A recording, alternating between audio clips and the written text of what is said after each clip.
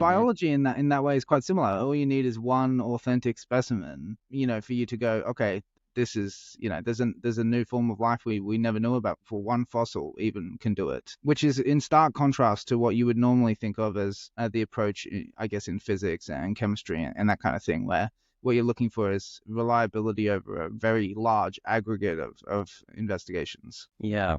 Yeah, there's this real sense that I think we point to of standardization.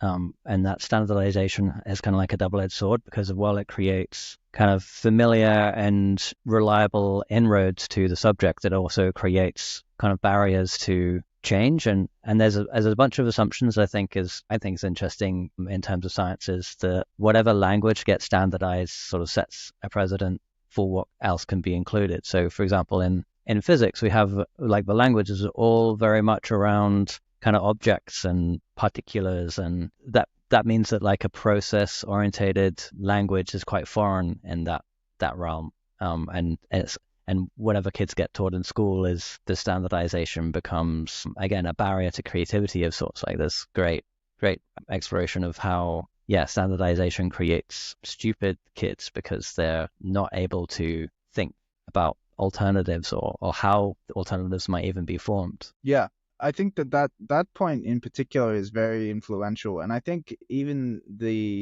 some of the most well-educated scientists that I personally know often fall victim to this, which is that it's very difficult to experimentally investigate something that, in the terms of the theory that sort of is the status quo in a particular field of science, if the terms of that theory preclude it, then in some sense it's not imaginable that could be part of the world, sort of, it seems like everything goes against the possibility of that. But in truth, nature is far stranger than we could ever imagine.